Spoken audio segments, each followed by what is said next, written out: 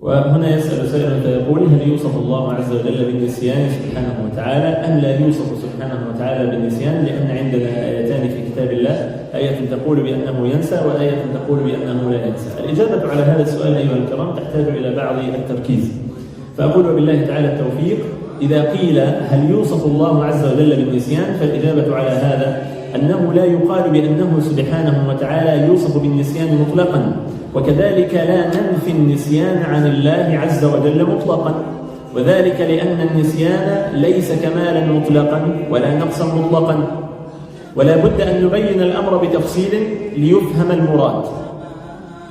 النسيان في لغة العرب ينقسم إلى قسمين: النسيان بمعنى الغفلة والذهول، الغفلة والذهول عن الشيء، وهذا موجود في بني آدم، الواحد يضع الشيء في مكان ثم بعد ذلك يظل يبحث عنه، ما يعرف ولا يتذكر أين وضعه، وهذا النوع هو المنفي في قول الله عز وجل: لا يضل ربي ولا ينسى.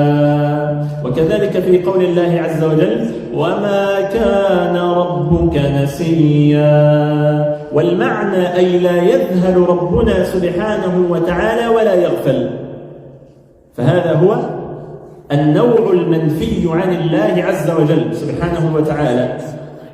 فليحذر كل واحد منا أن ينسب هذا النوع إلى الله سبحانه وتعالى، يحذر كل واحد منا أن ينسب هذا النوع من أنواع النسيان إلى الله سبحانه وتعالى الذي هو الغفلة والذهول عن الشيء. تعالى الله سبحانه وتعالى عن ذلك، فهذه صفة نقص فينزه الله عز وجل عن ذلك.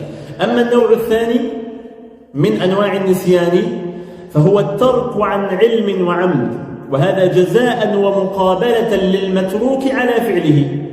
يبقى الترك عن علم وعمد جزاء للمتروك على فعله، وهذا هو النسيان المضاف إلى الله عز وجل، كما في قول الله عز وجل: نسوا الله فنسيهم. نسوا الله أي تركوا الإيمان به عن علم وعمد فنسيهم، أي تركهم حال كونهم محتاجين إليه أيضا عن علم وعمد، وليس غفلة وذهول سبحانه وتعالى.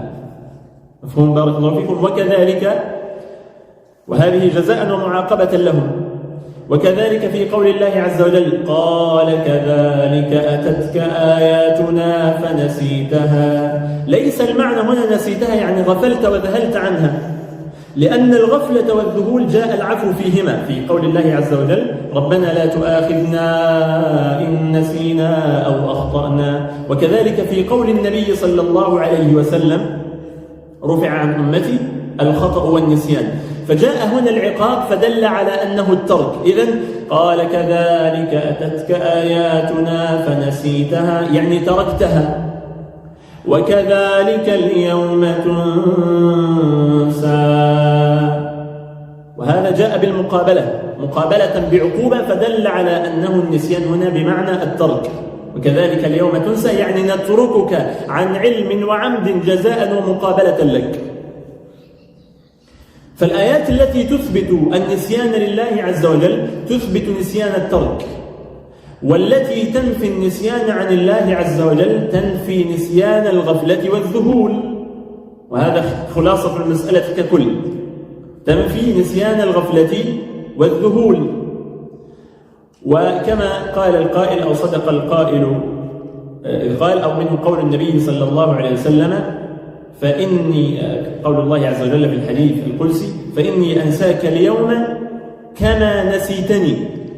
وهنا النوع هو الترك. وكذلك كما قال القائل في تعريف هذه المسألة لما سئل فيها: والله ينسى والمراد به هنا ترك الإله لفاعل العصيان علما وعملا. أو والله ينسى والمراد به هنا ترك الإله لفاعل العصيان علما وعمدا لا ذهولا يا فتى، فاعرف هنا المقصود بالنسيان. هذا هو خلاصة المسألة. بارك الله فيك.